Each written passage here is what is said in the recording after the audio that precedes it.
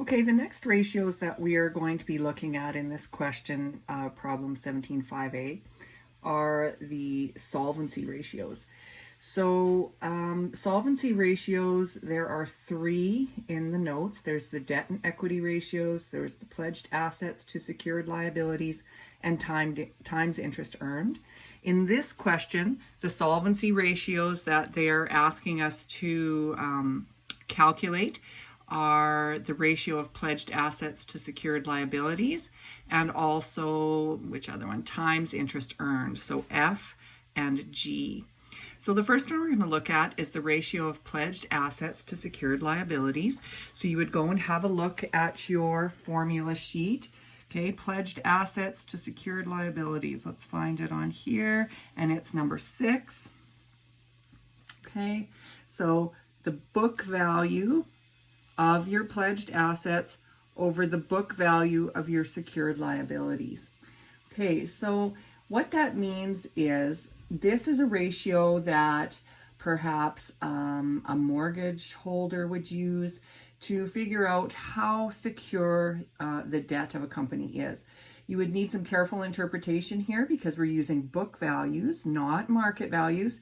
But the guideline for this ratio would be a ratio of 2 to 1. So a mortgage holder would want to see at least a ratio of 2 to 1. So let's see what our company has in this question.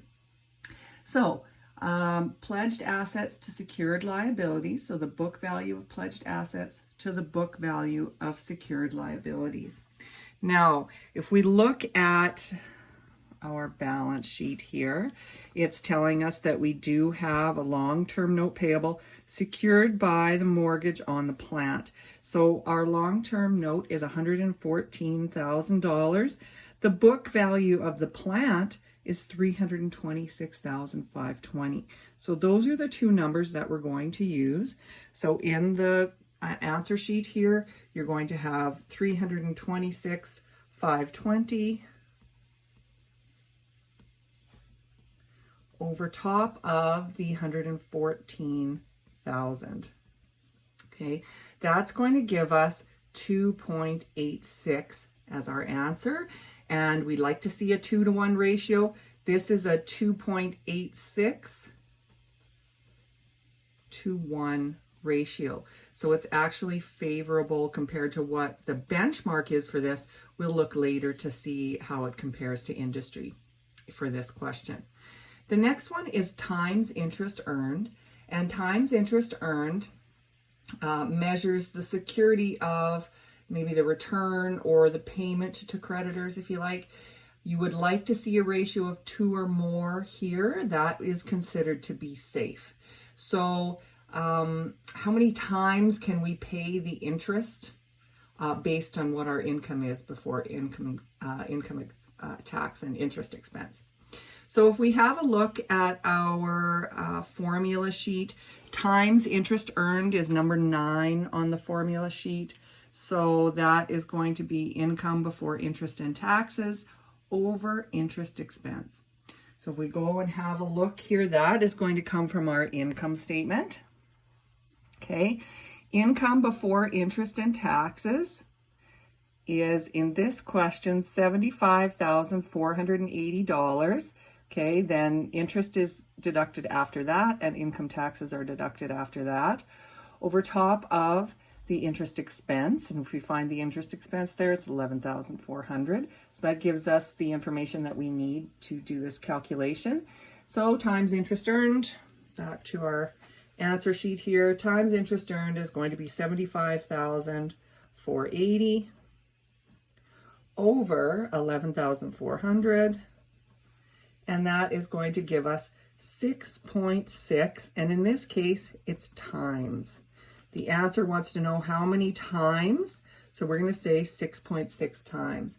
What that means is we would be able to pay the interest that we owe 6.6 times based on our profit here.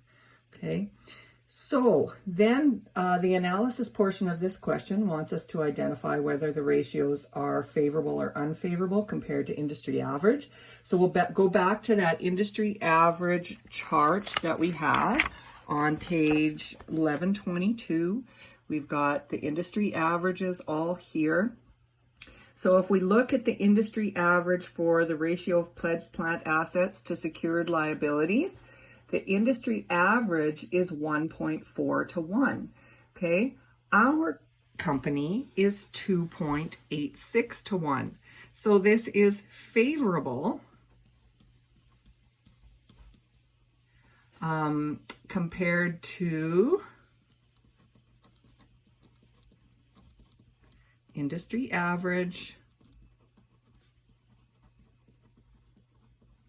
and the industry average here was 1.4 to 1.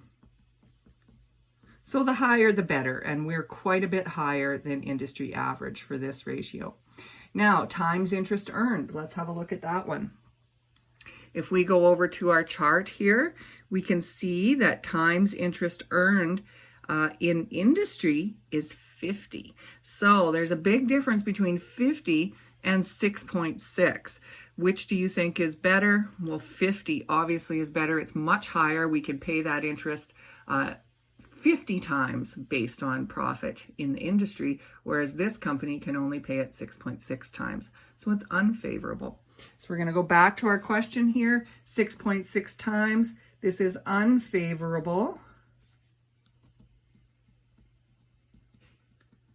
compared to industry average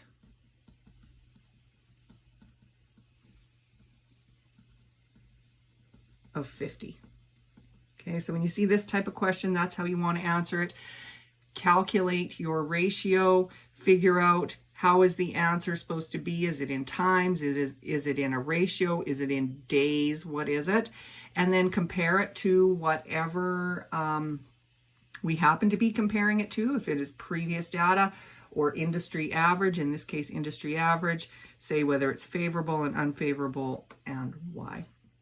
Okay, so those are the solvency ratios. The next demonstration that I'll do will be based on profitability ratios. So give your solvency ratios a try.